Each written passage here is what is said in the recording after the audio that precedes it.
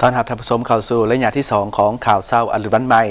ซึ่งในระยะนี้พวกเขายังมีอีกหนึ่งบรรยากาศในการเฉลิมฉลองครบรอบ15 ปีของสุวรรณีโฮมเซ็นเตอร์มหาชนจำกัดสาขาที่2ซึ่งตั้งอยู่บ้านสีไข่เมืองศรีโคตะบองนครหลวงเวียงจันทร์ซึ่งเป็นอีกหนึ่งบรรยากาศที่คึกคืนเพราะว่าเพิ่นได้มีการจัดกิจกรรมต่างๆโดยเฉพาะก็เป็นการประมูลเฟอร์นิเจอร์หรือว่าเครื่องใช้ในครัวเรือนเพื่อจะนำเอารายได้นั้นสมทบในการที่จะไปช่วยเหลือสังคมแม่แล้วก็ถือได้ว่าในงานโอกาสในครั้งนี้เนาะก็ถือว่าเป็นการตอบโจทย์สำหรับลูกค้าที่ว่าภายกำลังมองหาผลิตภัณฑ์ต่างๆที่ตกแต่งภายในเรือนต่างๆแบบนี้ซึ่งเพิ่นก็มีโปรโมชั่นหลากหลายแล้วก็ลดราคาให้ลูกค้าพิเศษซึ่งจะเอาเงินดังกล่าวนี้จากการลดราคาหรือว่าการสมทบทุนจากบรรดาลูกค้าที่เขามาซื้อเครื่องซื้อของภายในห้างดังกล่าวไปแจกจ่ายหรือว่าไปช่วยเหลือประชาชนที่เขตห่างไกลซอกลี่ซึ่งก็ถือว่าในวันที่1 ตุลาฮอดวันที่31 ตุลา2019นี่ถ้าทานใดที่ว่าซื้อสินค้าต่างๆครบ500,000 กีบขึ้นไปก็จะได้รับคูปองซิงโซรางวัลจากทางบริษัทซึ่งก็ได้มีการก้าเกียมไว้หลายกว่า20 ล้านกีบในนั่นก็จะมีการจับสลากรางวัลที่1ซึ่งว่าได้สายคอคำนัก2 สลึงมี2 รางวัล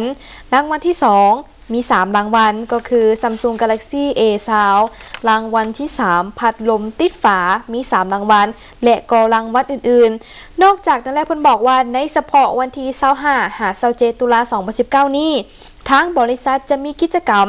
ลดแลกแจกแถมอย่างหลายให้แก่ลูกค้าที่ซื้อสินค้าภายในจำนวนเงิน 300,000 กีบก็จะได้รับสิทธิ์ส่วนลดในการซื้อสินค้าจากราคาแสนปลายเหลือเพียง 30,000 กีบ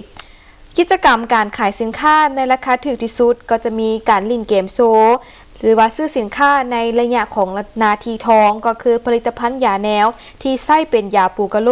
เพื่อเพิ่มความงามและก็ความละเอียดปกติขายถุงละ